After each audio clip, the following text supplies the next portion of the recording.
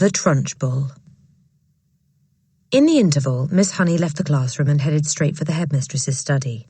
She felt wildly excited. She had just met a small girl who possessed, or so it seemed to her, quite extraordinary qualities of brilliance. There had not been time yet to find out exactly how brilliant the child was, but Miss Honey had learnt enough to realise that something had to be done about it as soon as possible. It would be ridiculous to leave a child like that stuck in the bottom form. Normally, Miss Honey was terrified of the headmistress and kept well away from her, but at this moment she felt ready to take on anybody. She knocked on the door of the dreaded private study. "Enter!" boomed the deep and dangerous voice of Miss Trunchbull. Miss Honey went in. Now, most head teachers are chosen because they possess a number of fine qualities. They understand children, and they have the children's best interests at heart. They are sympathetic, they are fair, and they are deeply interested in education. Miss Trunchbull possessed none of these qualities, and how she ever got her present job was a mystery.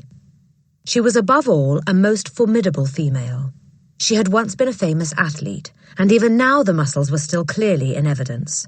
You could see them in the bull neck, in the big shoulders, in the thick arms, in the sinewy wrists, and in the powerful legs. Looking at her, you got the feeling that this was someone who could bend iron bars and tear telephone directories in half. Her face, I'm afraid, was neither a thing of beauty nor a joy forever. She had an obstinate chin, a cruel mouth, and small, arrogant eyes. And as for her clothes, they were, to say the least, extremely odd.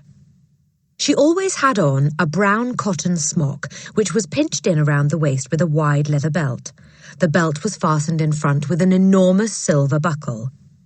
The massive thighs, which emerged from out of the smock, were encased in a pair of extraordinary breeches, bottle green in colour and made of coarse twill. These breeches reached to just below the knees, and from there on down she sported green stockings with turn-up tops, which displayed her calf muscles to perfection. On her feet she wore flat-heeled brown brogues with leather flaps. She looked, in short, more like a rather eccentric and bloodthirsty follower of the staghounds than the headmistress of a nice school for children. When Miss Honey entered the study, Miss Trunchbull was standing beside her huge desk with a look of scowling impatience on her face. "Yes, Miss Honey," she said. "What is it you want? You're looking very flushed and flustered this morning. What's the matter with you? Have those little stinkers been flicking spitballs at you?" "No, headmistress, nothing like that." "Well, what is it then? Get on with it. I'm a busy woman." As she spoke, she reached out and poured herself a glass of water from a jug that was always on her desk. "There is a little girl in my class called Matilda Wormwood," Miss Honey began. "That's the daughter of the man who owns Wormwood Motors in the village," Miss Trunchbull barked. She hardly ever spoke in a normal voice. She either barked or shouted. "An excellent person, Wormwood," she went on. "I was in their owner yesterday. He sold me a car, almost new, only done 10,000 miles. Previous owner was an old lady, took it out once a year at the most. A terrific bargain. Yes, I liked Wormwood, a real pillar of our society. He told me the daughter was a bad lot, though. He said to watch her. He said if anything bad ever happened in the school, it was certain to be his daughter who did it. I haven't met the little brat yet, but she'll know about it when I do. Her father said she's a real wart."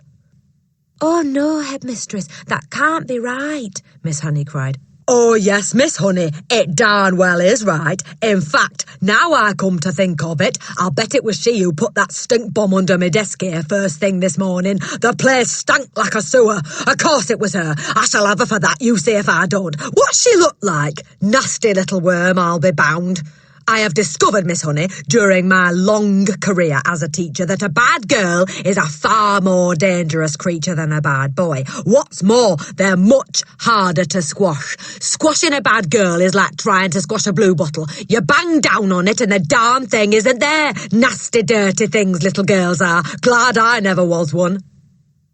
"Oh, but you must have been a little girl once, headmistress. Surely you were." "Not for long, anyway," Miss Trunchbull barked, grinning. "I became a woman very quickly." "She's completely off her rocker," Miss Honey told herself. "She's balmy as a bedbug." Miss Honey stood resolutely before the headmistress. For once, she was not going to be browbeaten. "I must tell you, headmistress," she said, "that you are completely mistaken about Matilda putting a stink bomb under your desk." "I am never mistaken, Miss Honey." "But, headmistress, the child only arrived in school this morning and came straight to the classroom." "Don't argue with me, for heaven's sake, woman. This little brute Matilda, or whatever her name is, has stink-bombed my study. There's no doubt about it. Thank you for suggesting it." "But I didn't suggest it, headmistress." "Of course you did. Now, what is it you want, Miss Honey? Why are you wasting my time?" "I came to talk to you about Matilda, headmistress. I have extraordinary things to report about the child. May I please tell you what happened in class just now?" "I suppose she set fire to your skirt and scorched your knickers," Miss Trunchbull snorted. No, Miss Honey cried out.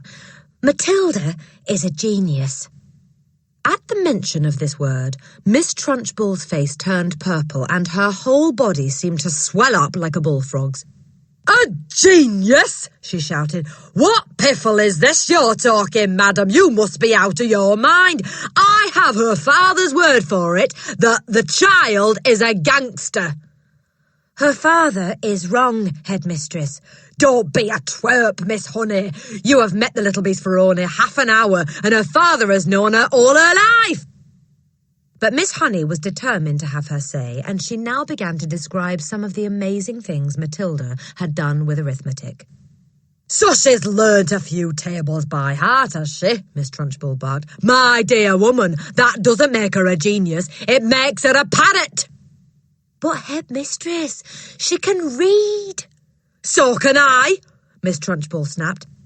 "It is my opinion," Miss Honey said, "that Matilda should be taken out of my form and placed immediately in the top form with the 11-year-olds. "Ha!"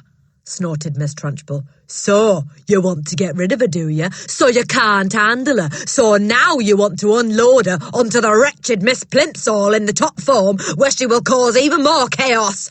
No, cried Miss Honey. "That's not my reason at all." "Oh, yes, it is," shouted Miss Trunchbull. "I can see right through your little plot, madam, and my answer is no. Matilda stays where she is, and it is up to you to see that she behaves herself."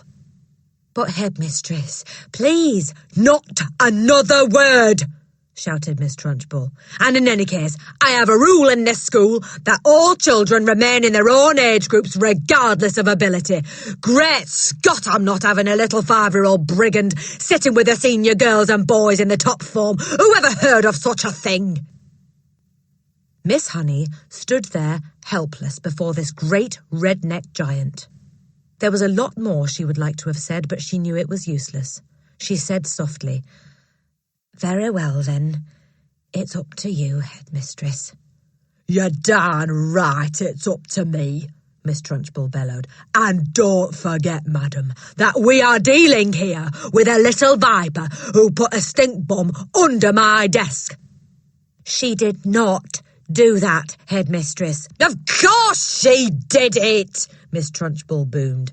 "And I'll tell you what, I wish to heavens I was still allowed to use the birchen belt as I did in the good old days. I'd have roasted Matilda's bottom for her so she couldn't sit down for a month."